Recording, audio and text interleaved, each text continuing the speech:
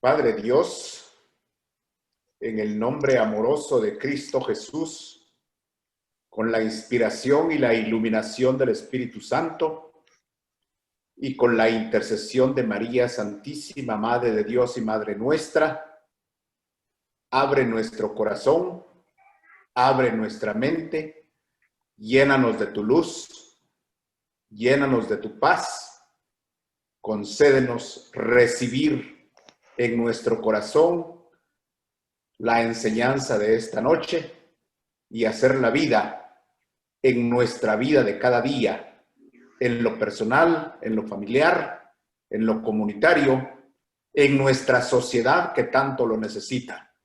Todo esto lo pedimos y lo agradecemos en el nombre de Cristo Jesús, que vive y reina contigo en unidad con el Espíritu Santo por los siglos de los siglos. Amén. Amén. En el nombre del Padre, del Hijo y del Espíritu Santo. Amén. Amén. Muchas gracias. Muchas gracias. Bonita oración. Entonces,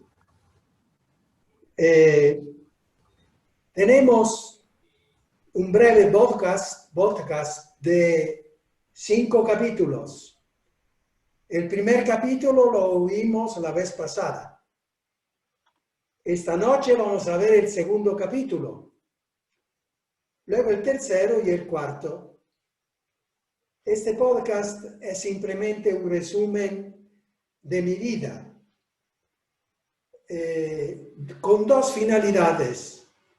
La primera es que la gente tenga una idea de lo que significa una vocación religiosa y sacerdotal. Y la segunda finalidad es resumir la vida donde ha habido todas esas síntesis, inspiraciones, intuiciones que luego se han concretizado en esa teología con nuevo aire que acabamos de terminar. Entonces, tiene su importancia. Este podcast tiene su importancia. Hace entender bien varias cosas. Entonces, sigamos, escuchemos y atentos.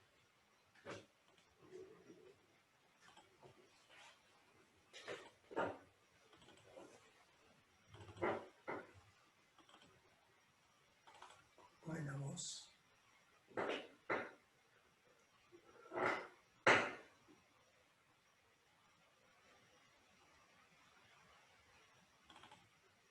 Y para mí seguía esa intuición o esa sensación. Señor, me has mirado a los ojos, sonriendo has dicho mi nombre. En la arena he dejado mi barca, junto a ti buscaré otro mar.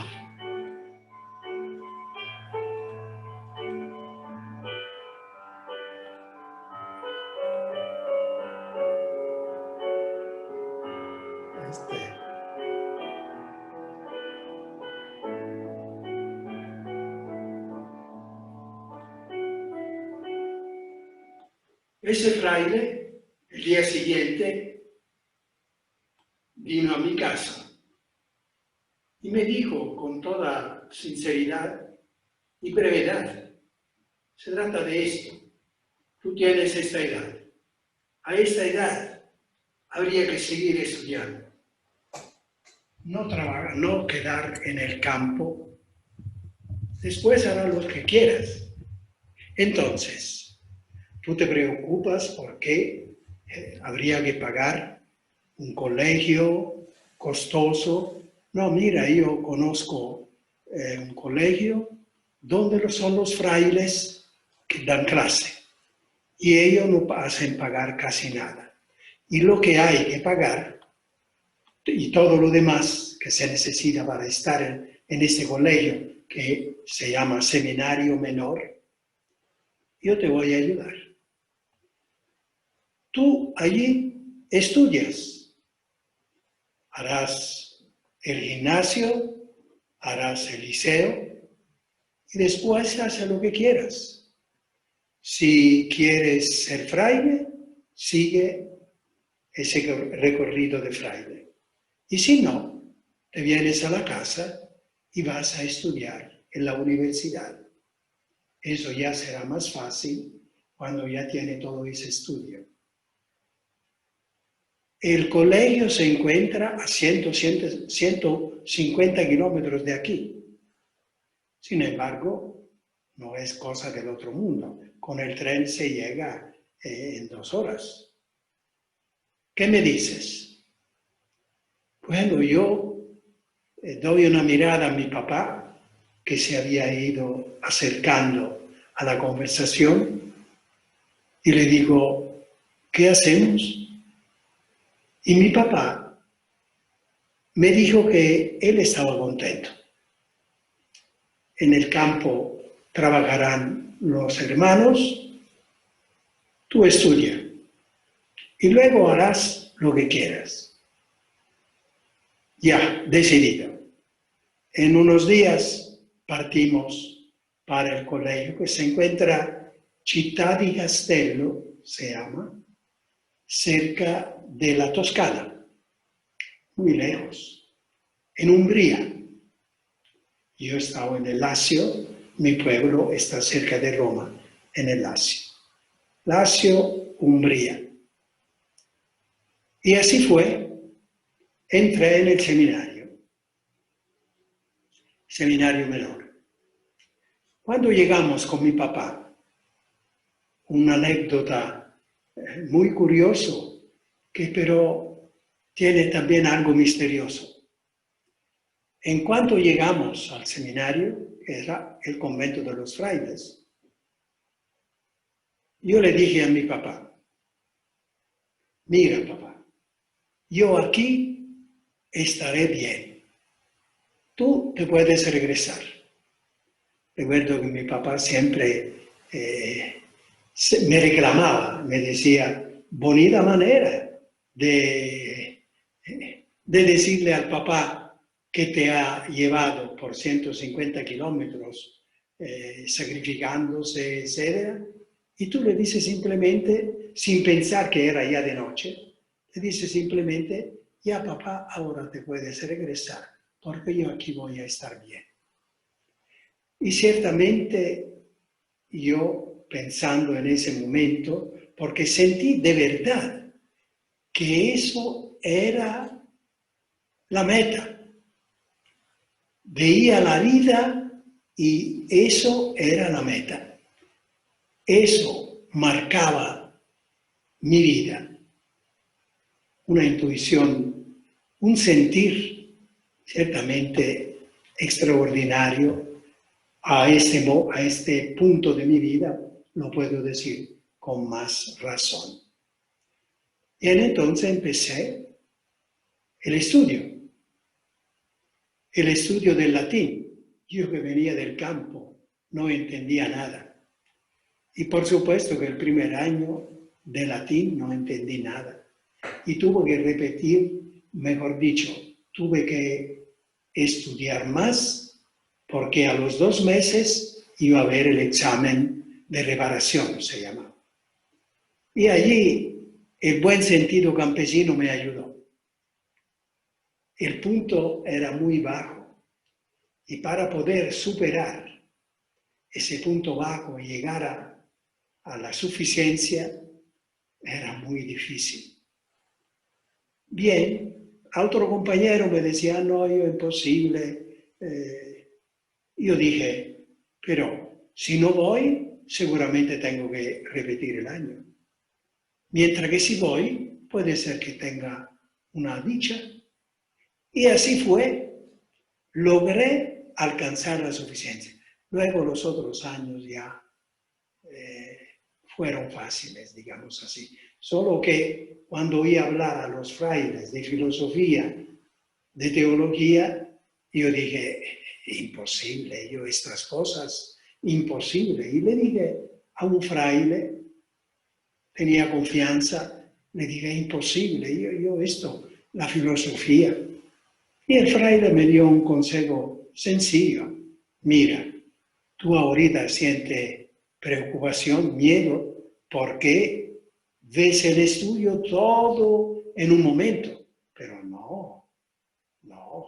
Eso se va poco a poco. Y paso a paso, año con año, tú vas a llegar al final. Buen consejo. Ahí fue. Y así hice el gimnasio. Y llegué al liceo, que son los últimos 3 años antes de la universidad. 3 años liceo de filosofía y luego los 4 años de teología.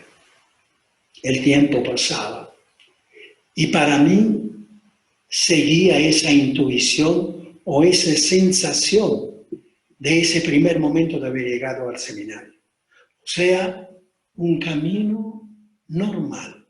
Ese era mi camino. Y a pesar, entramos 25 ese año a ese seminario, a pesar de que yo vi salir a todos mis compañeros, todos los 25, los 24, se salían. Uno a la media, uno al gimnasio, otros al liceo. A mí ni la idea me pasaba por la mente que yo podía dejar eso. Mi meta era tan clara y mi interior era tan fijo en esa meta que nunca tuve la mínima duda. Ni entonces, antes del sacerdocio, ni después.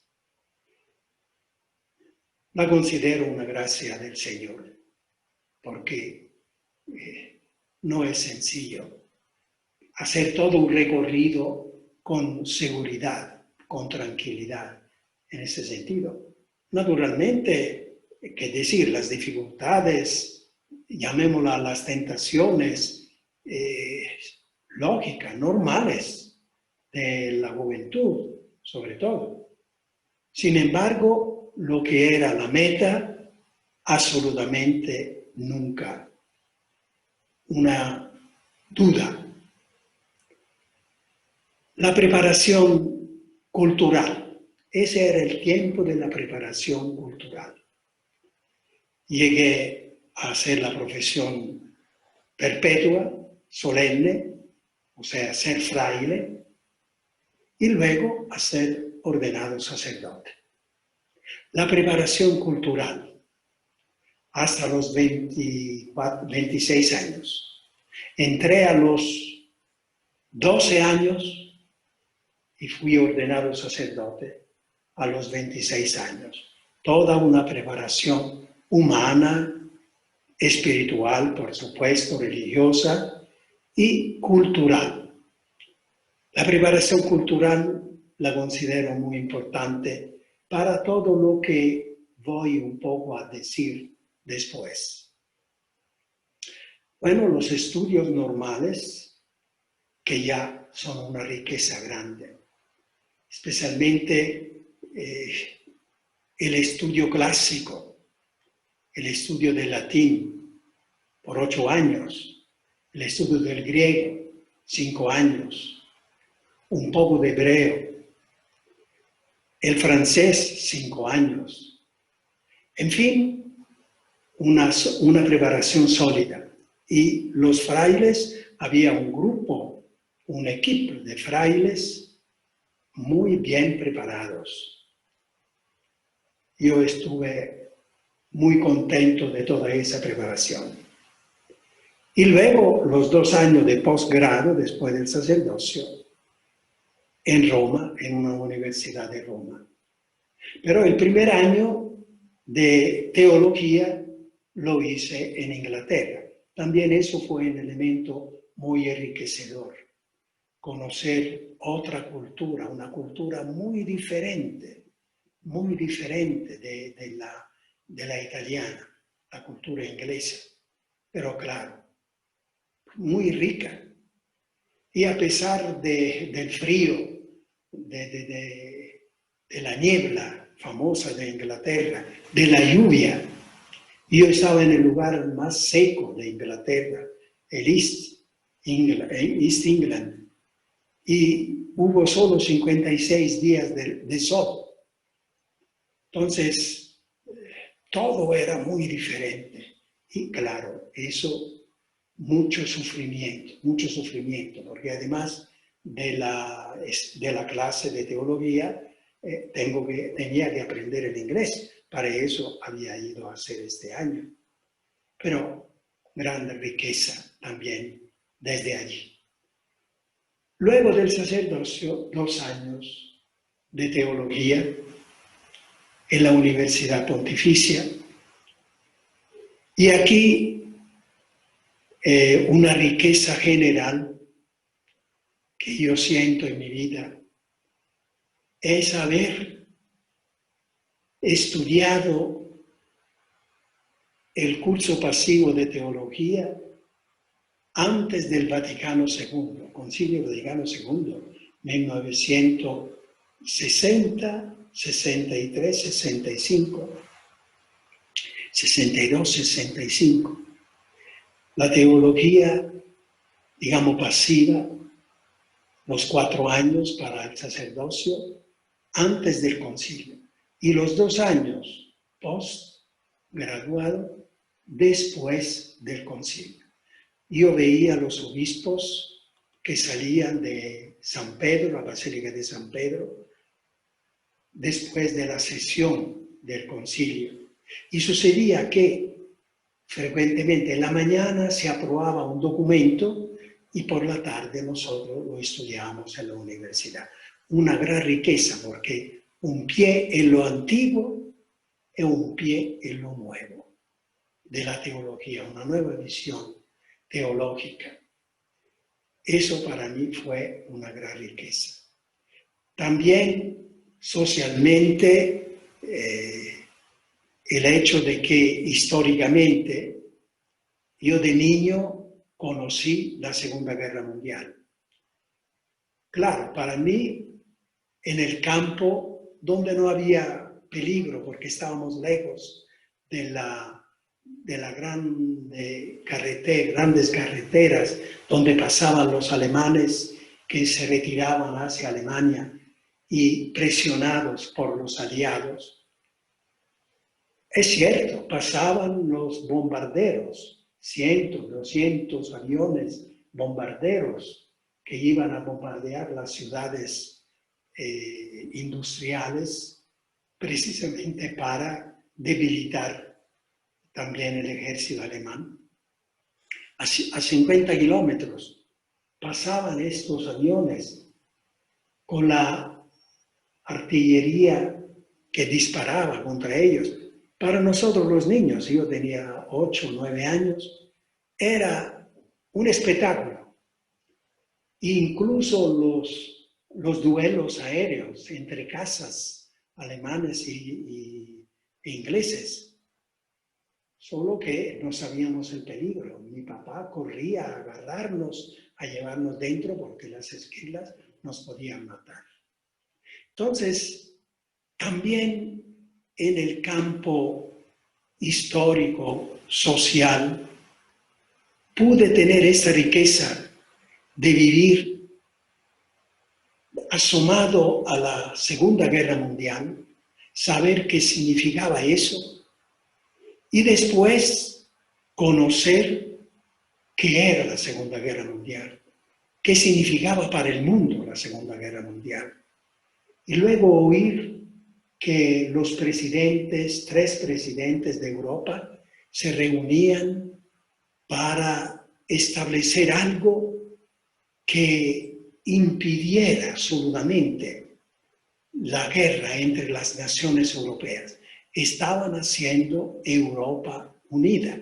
Ahora son más de 50 años, pero los pasos se han dado muy grandes. Si uno piensa qué significa eso, ¿verdad? Desde naciones que estaban en guerra la una contra la otra, a hacer la unión, la unificación.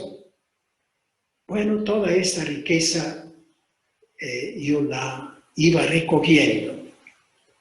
De manera que cuando después de 10 años de vida sacerdotal, vida de fraile en Italia, decidí ir misionero a Nicaragua y fui enviado a Nicaragua, a Centroamérica. Toda esa riqueza cultural e histórica, humana, fue para mí un instrumento muy importante para poder comprender lo que estaba pasando en Centroamérica. Y por cierto que estaba pasando algo extraordinario. Yo pude meterme en esta historia enriquecido por esa experiencia histórica, teológica, cultural, de la cual acabo de hablar, con una cierta facilidad, también porque la cultura centroamericana está muy cerca de la cultura italiana, muy cerca. Yo no he sentido ningún choque, por decirlo así, ¿verdad? Entonces pude meterme con facilidad en la cultura y en lo que estaba pasando de extraordinario, de dramático dentro de esta cultura. Y claro, lo que había aprendido me sirvió para poder ayudar en los trabajos que me estaban dando al interno de la provincia franciscana, de los frailes, cuando tuve que estar al frente de los seminarios post-novicios, entonces donde estaban jóvenes que estudiaban filosofía y teología después. Y todo eso me ayudó. Y yo agradezco al Señor de haberme hecho tener la experiencia que ahora ya en la mayor parte de mi vida que he pasado en Centroamérica, porque me parece, yo lo digo así, me parece que si hubiese quedado en Italia no habría podido entender el Evangelio como lo he entendido en Centroamérica. Gracias, centroamericanos. Este símbolo es una cosa Chao. bestial, tan feo, tan...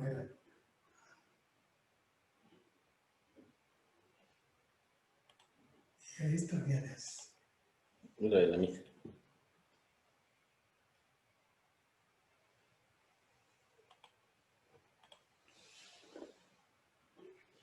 ¿Puedo hablar? Sí. Entonces, el segundo capítulo. El primer capítulo era el burrito, la vida de infancia en el campo y con los compañeros y todas esas cosas bonitas.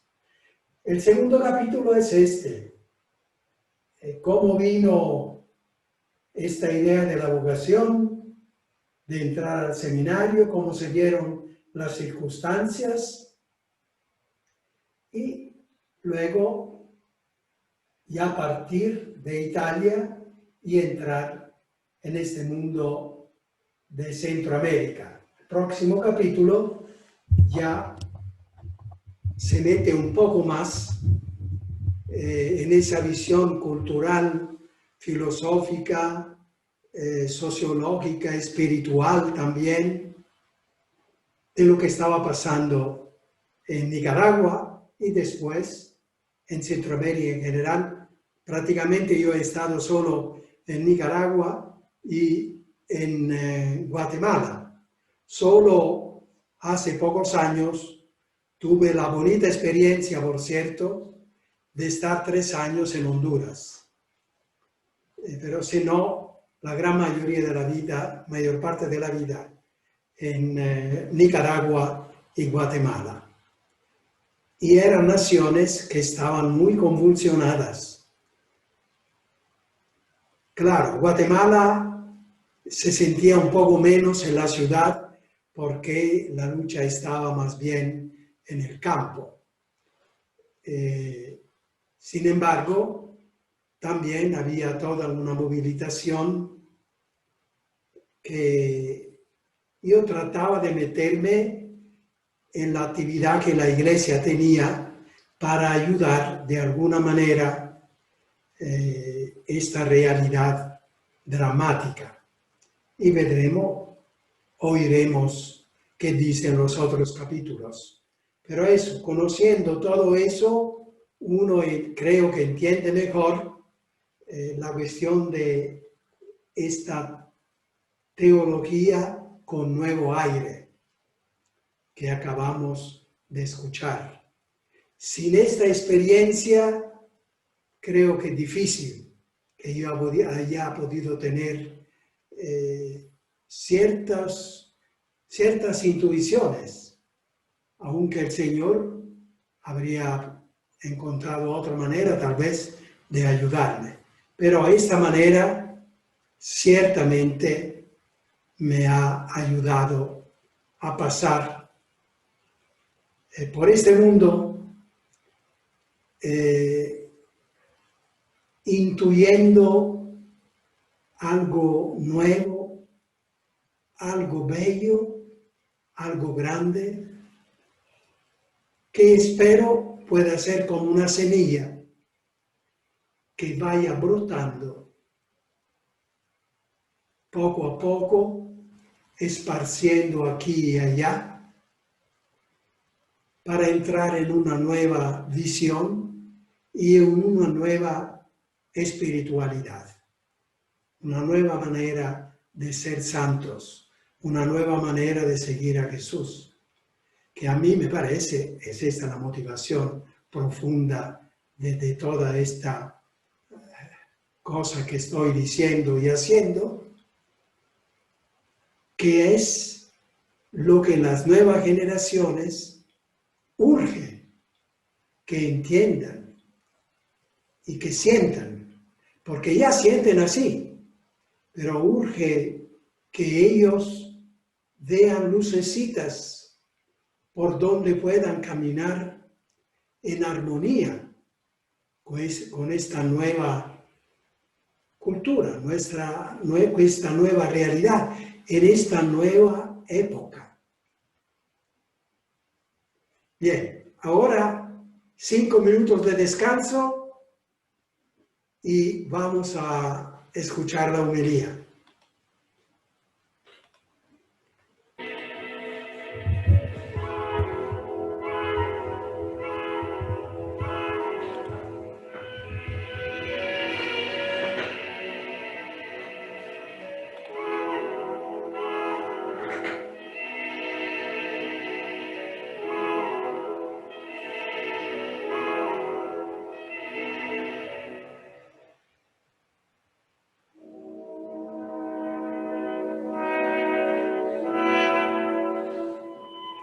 ¿Cuántos han venido?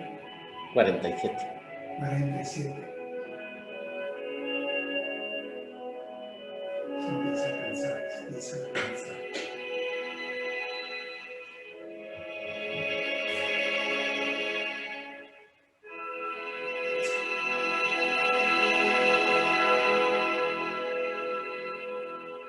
Hoy es viernes. Sí. Bien.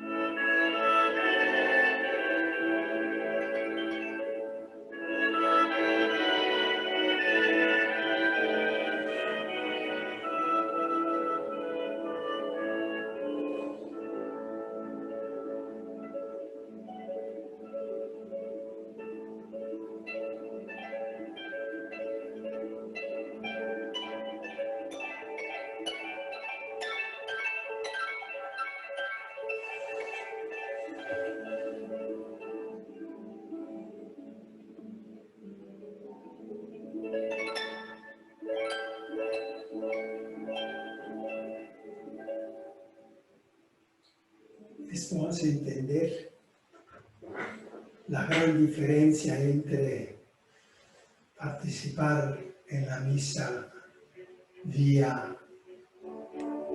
virtual y participar presencial. No es el mismo aquí, no hay contacto con la gente. Puede ser naturalmente y ya habrá una forma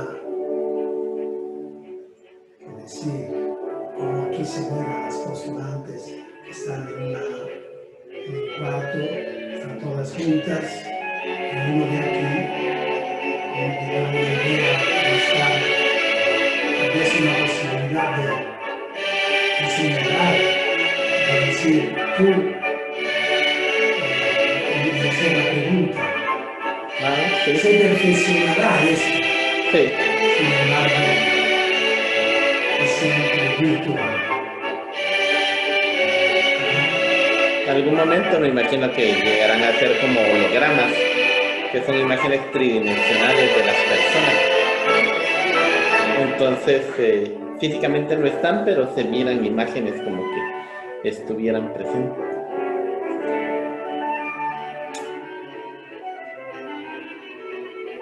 Ciertamente, por ejemplo, las películas han alcanzado un gran grado de acercamiento que parece que estás ahí. La técnica podrá ayudar mucho.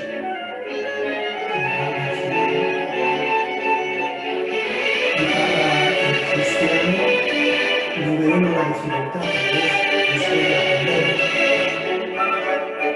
Regresar a Muchos cristianos se van a acomodar. se acomodan en eso, con todas las ventajas de no hay que hacer el camino, no hay pedir, hay otras cosas más. Entonces, se pierde el sentido de que esa misma comunidad viva.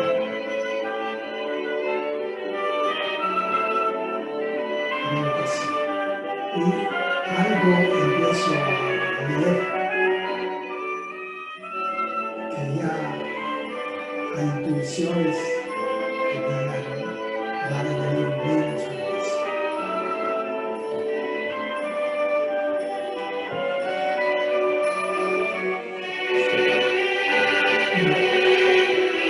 Hay que saber significar y dar a cada medio su valor y usarlo para eso que se necesita, ¿no? Que invada otros valores. Como dicen, ¿verdad? La tecnología, los medios sociales son buenos ayudantes, pero son malos jefes, ¿no? Entonces, utilizarlos, pero malos jefes, digamos. Súbditos, pero malos gobernantes, ¿no? O sea, poder.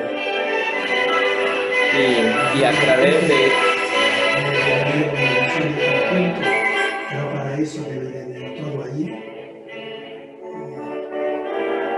Muchos buenos ayudantes, malos jefes.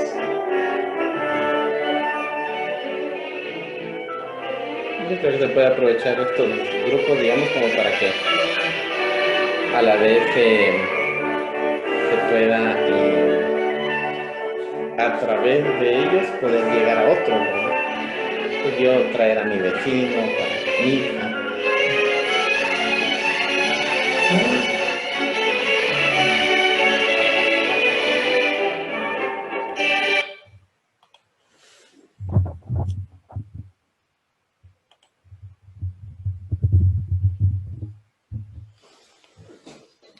Hoy empezamos. Sí, directamente.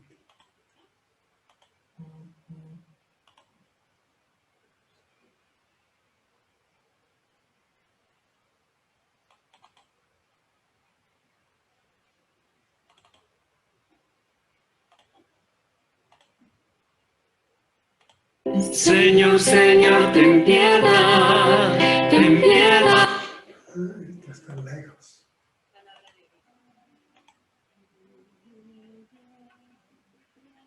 Aleluya.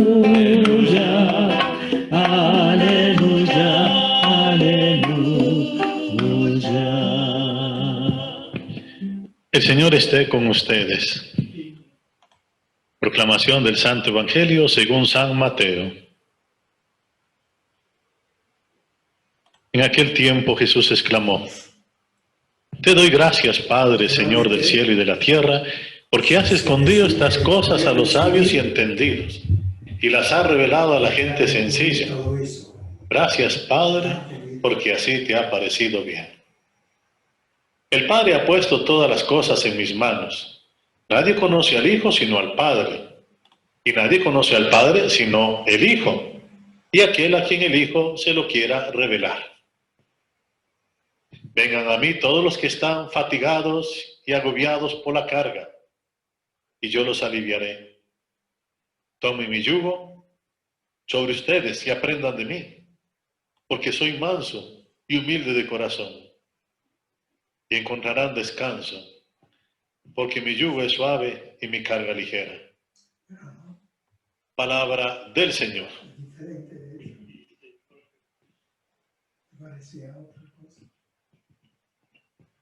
Vamos a ver.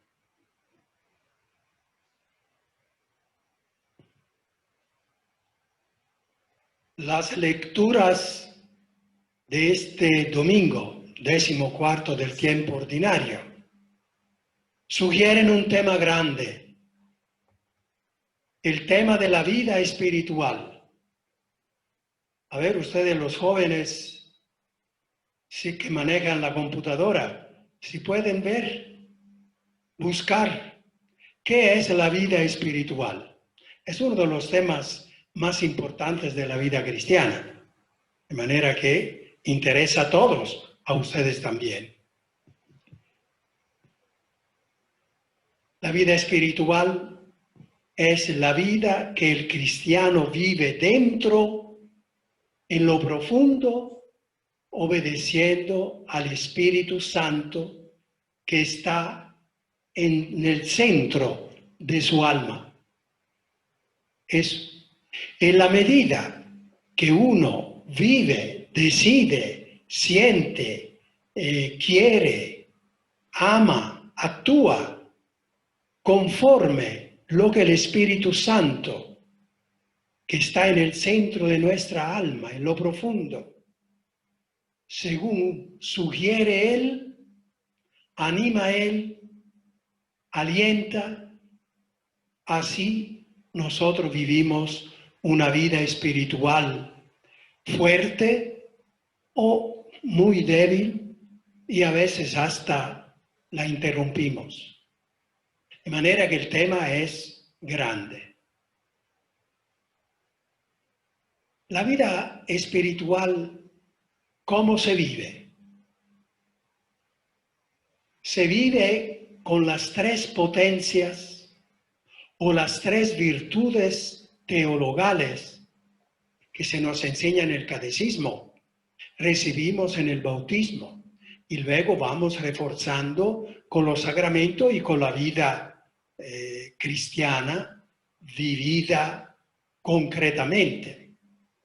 Entonces, tenemos tres potencias que en latín, tres virtudes, virtud es la potencia.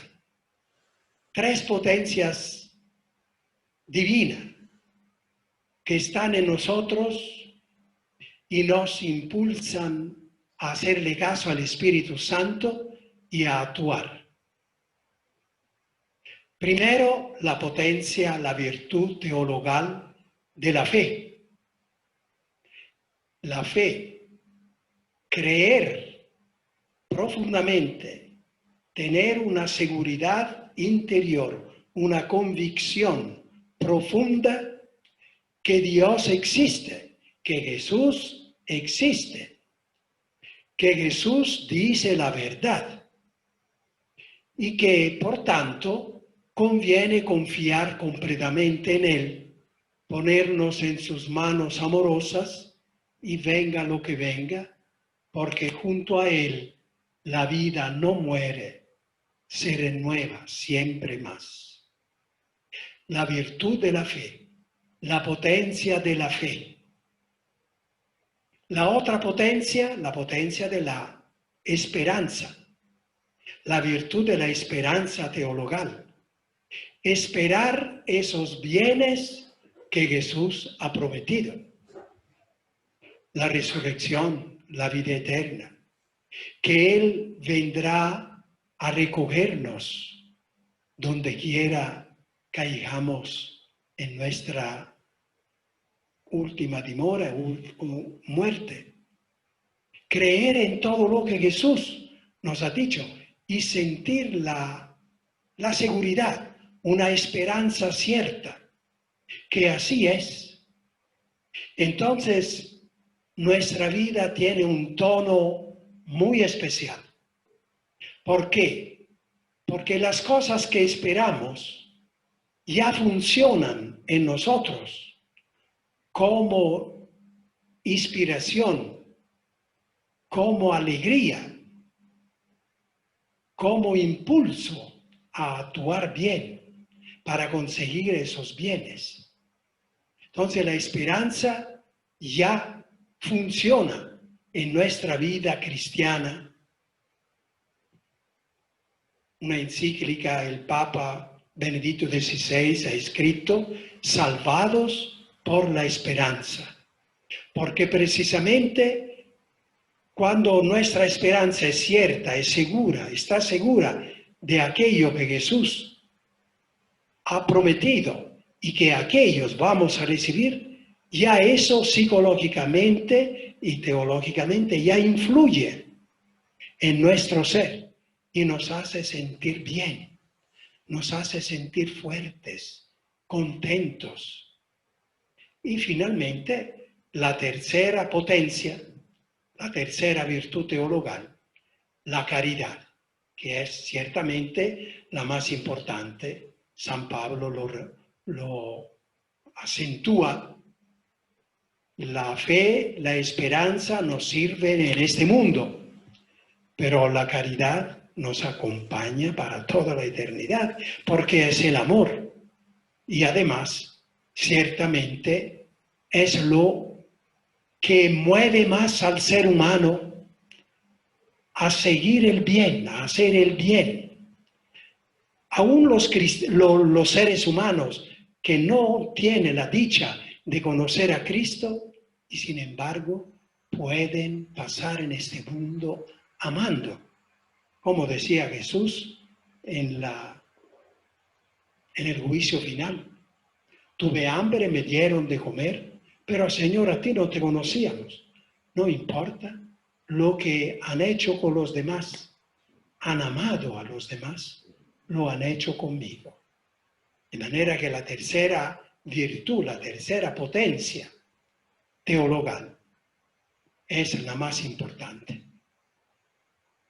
Ahora, esta vida interiormente vivida en armonía con el Espíritu Santo que está en el centro de nuestra alma, tiene o debe de tener una correspondencia hacia afuera.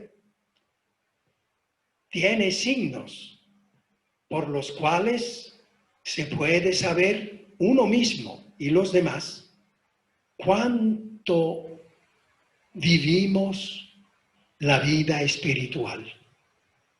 Estos signos en las lecturas de hoy vuelven una y otra vez, en la primera, también en la segunda y sobre todo en la tercera. Son dos actitudes fundamentales para la santidad, para el seguimiento de Jesús. La caridad, o sea, el amor al prójimo, y la humildad. No puede existir seguimiento de Jesús sin estas dos actitudes. Las dos. No puede haber solo una. No puede uno amar y es ser soberbio. Y no puede uno ser humilde y no amar a nadie. Son las dos actitudes básicas para el seguimiento de Jesús, porque son las dos actitudes básicas de la personalidad de Jesús. La humildad y la compasión, que es la base, el inicio del amor. La humildad. Él es el rey que entra en la ciudad de Jerusalén, pero entra montado en un burrito. Y naturalmente con esa humildad, con esa fuerza interior, una vida espiritual al máximo grado, podríamos decir, vence todas las potencias que no va de acuerdo con el Espíritu Santo. La potencia de las armas, la potencia de los ejércitos. Dice la primera lectura, el Mesías con su humildad vencerá todos los ejércitos, todas las armas. Y también en el Evangelio, San Pablo insiste en la vida en el Espíritu. En el Evangelio es conmovedor el hecho de que Jesús se conmueve, se entusiasma ante el Padre que prefiere a los humildes, que revela sus cosas divinas a los humildes. Te agradezco, Padre, porque te revelas tus cosas a los pequeños, a los humildes. Así te gustó. Y como que Jesús con su entusiasmo dice, a mí también me gusta eso. Y así ha vivido Jesús, con los humildes, con los pobres. Ha vivido siempre con esa compasión. Además, la humildad y la caridad y el amor. Las dos actitudes que expresan la vida espiritual interior. Los santos, si ustedes examinan a todos los santos, verán que las tienen las dos, estas actitudes. No puede haber un santo que sea humilde, que pero no ame al prójimo, o que ame al prójimo y que no sea humilde. Yo, a propósito, aconsejo a los papás de tener una pequeña biblioteca, aunque sea un estante solamente, donde junto a la Biblia, junto al Catecismo de la Iglesia Católica, está en la vida de unos 10 santos, santas, según lo que ustedes piensan pueda gustar, ayudar más a sus hijos.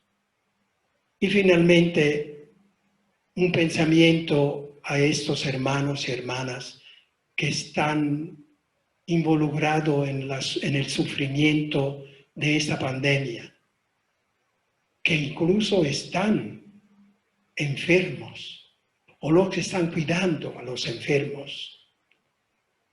Ustedes tienen la posibilidad de reforzar la vida espiritual que sienten dentro.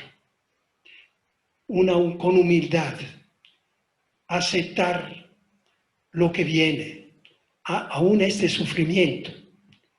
Sabemos que el sufrimiento no viene de Dios. Esta enfermedad no la ha mandado Dios. Sin embargo, ahí tenemos el ejemplo de Jesús, que va al encuentro del sufrimiento con humildad y con amor. Las últimas 7 palabras, uno que está muriendo no tiene energía para decir nada, pero Jesús estaba contando, pero era: perdona a quien lo está matando. Piensa en su mamá, en su discípulo. Piensa en el ladrón que lo quiere llevar, que lo lleva al paraíso. Y finalmente hace ese ofrecimiento al Padre, se pone en sus manos. Eso, enfermos, hermanos y hermanas que sufren esta pandemia en el propio cuerpo. Humildad Y ofreciendo este sufrimiento, ustedes están produciendo amor. Y el amor no va perdido, aunque lo hagan así con la punta de la lengua, para decirlo casi sin energía, casi sin sentimiento.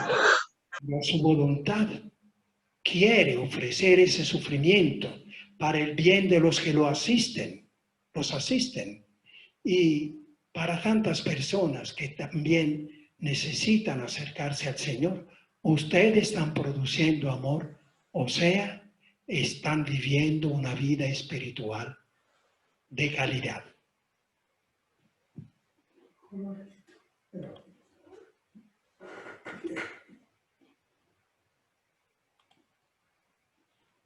Ya.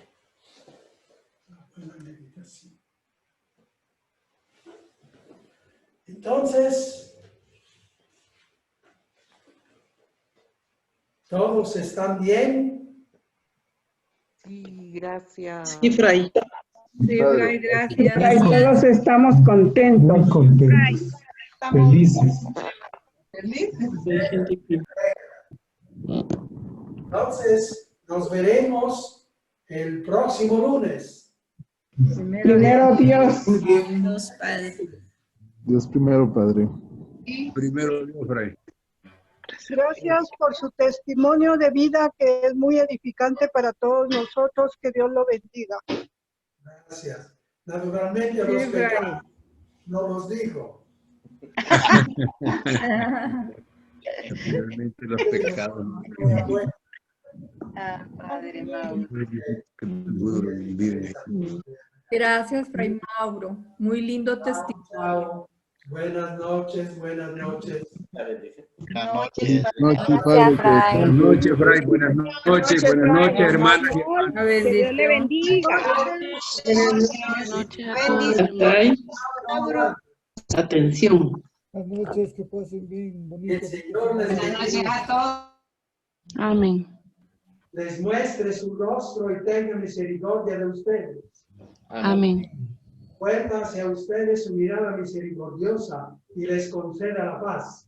Amén. El Señor les bendiga, hermanos y hermanas, en el nombre del Padre, del Hijo y del Espíritu Santo. Amén. Amén. Buenas noches y buen descanso. Buenas noches, Fray. Buenas noches, Fray. Buenas noches a todos. Ana.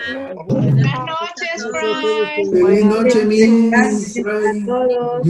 Buenas noches, Fray Mauro. Buenas noches, Fray. Buenas noches a todos. Buenas noches, Carlos. Buenas noches a todos. Lisa. Bendecida noche. Gracias por su testimonio. Bien, Adiós, chao. Fray. Mauro, fin de semana.